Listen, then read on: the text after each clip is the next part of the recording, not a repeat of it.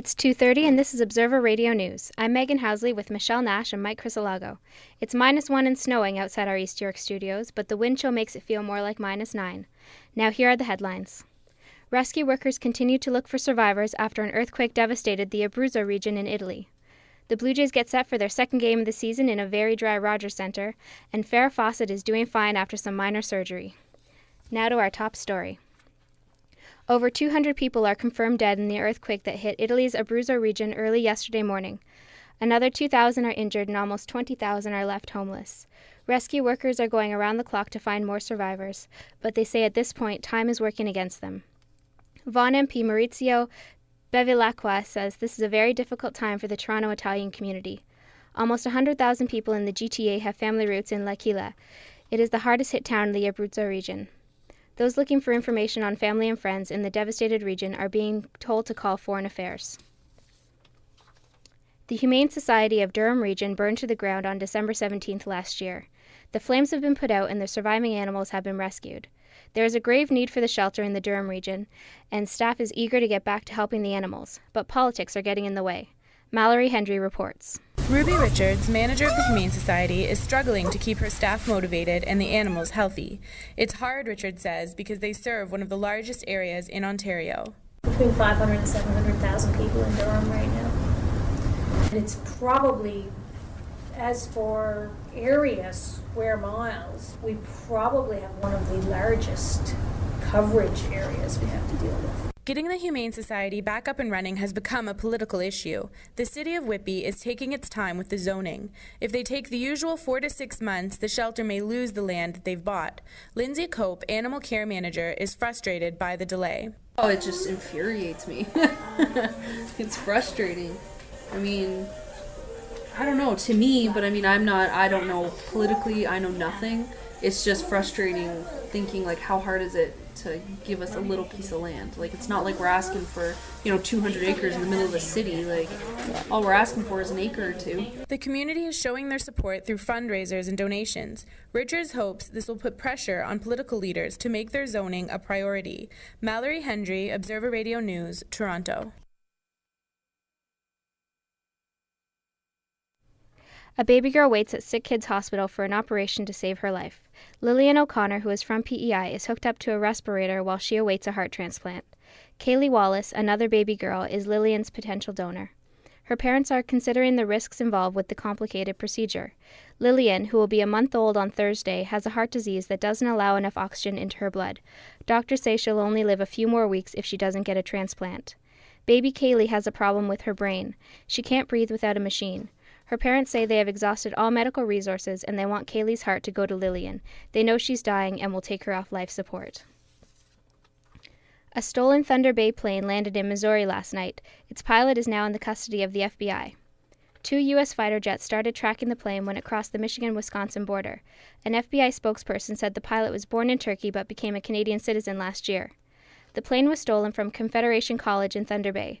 College VP Judy Mondrell said the pilot just hopped the fence and took off. And that's the latest news. Now here's Michelle with sports. Canada's curling team won 8-3 this morning against Switzerland at the World Men's Curling Championship. Canada has won their last 4 games and now leads the tournament. Captain Kevin Martin has dominated so far in this championship.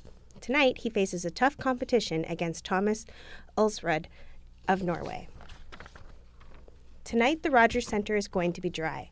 The penalty, which involves 1 more Jays game and 1 Argonaut game this season, is a result of 5 infractions involving drinking and drug use by patrons taken place over last year's season. Yesterday, opening night had an attendance of close to 50,000 people. Tonight, the Rogers Centre has reported to have sold just about 15,000 tickets. David Percy is starting for the Jays. The Jays host the Detroit Tigers tonight at 7 o'clock. Swimsuit season is just around the corner, forcing the masses to sweat it out to get beach body ready. Running on the treadmill like a hamster just doesn't cut it for most people these days. A more stimulating way to trim down can be found at Steele's West Gym, and there isn't a dumbbell or stair climber in sight. Jenna Conter has this story.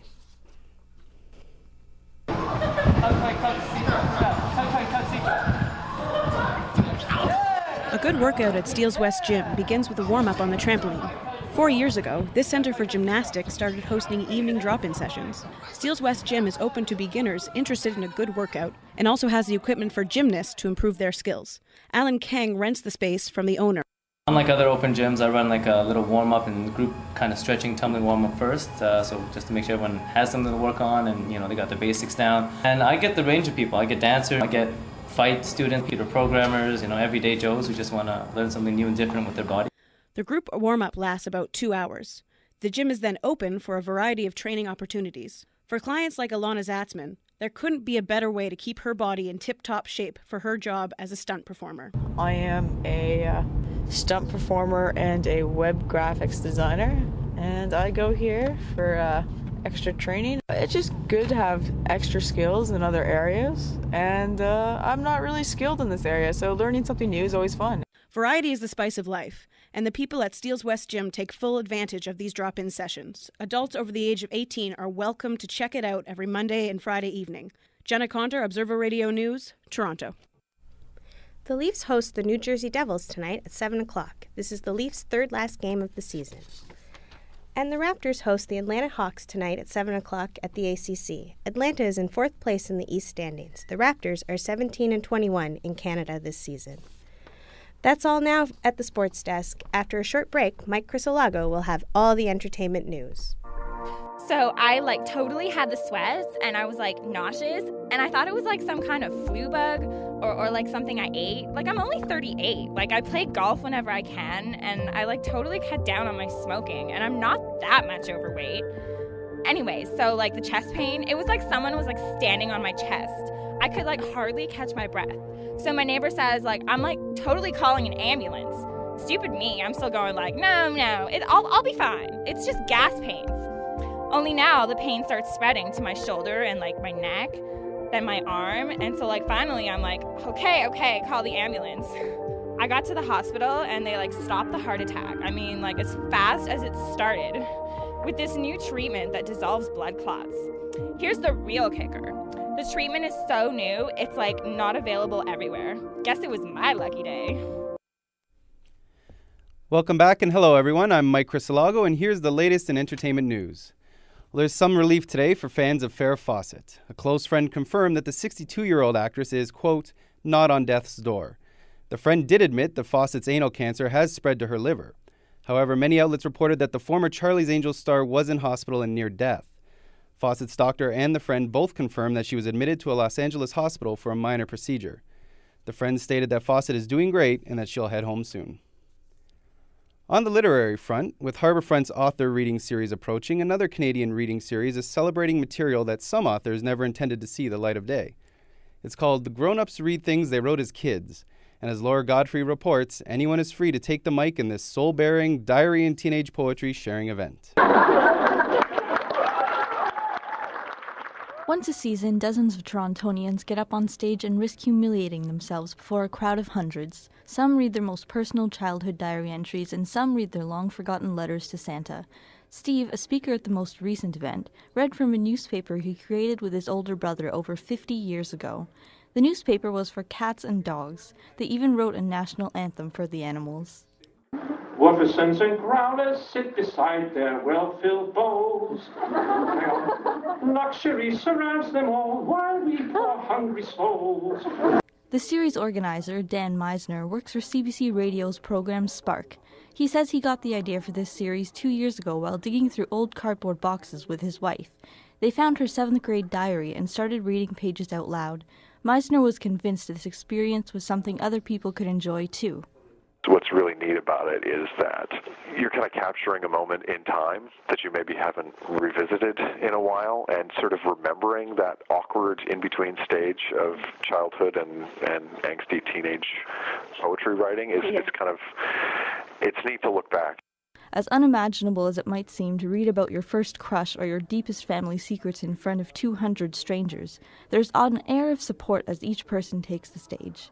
Zelina Alvey, a first-time reader from Brampton, said she was afraid people wouldn't laugh at her. As the reading series grows in popularity, it continues to expand outside of Toronto. Last year, there were events in Ottawa and Montreal. Although it's a free event, Meisner pays for the venues through profits made at the venue's cash bar. There's not much profit involved, if any, but he vows that as long as people keep showing up to read, he'll keep giving them a place to do it. Laura Godfrey, Observer News, Toronto. And finally, in the What Were You Thinking department, a Fox News columnist's job hangs in limbo after he wrote a review of a pirated film. Roger Friedman recently reviewed an illegal version of the upcoming film X-Men Origins: Wolverine. The movie was leaked onto the internet last week. Friedman's review appeared on his blog on foxnews.com. The review came as the film studio 20th Century Fox appealed to the FBI for help in fighting the piracy. Now, Friedman faces one major obstacle in his attempt to keep his job. Fox News and 20th Century Fox are both owned by the same parent company. And that's your entertainment news. Let's send it back to Megan for the wrap. Thanks, Mike. That's the news for now. You can hear more coming up in about 15 minutes on the internet at ondemand.centennialcollege.ca. On behalf of all of us here at Observer Radio News, thanks for listening. Enjoy the rest of your afternoon.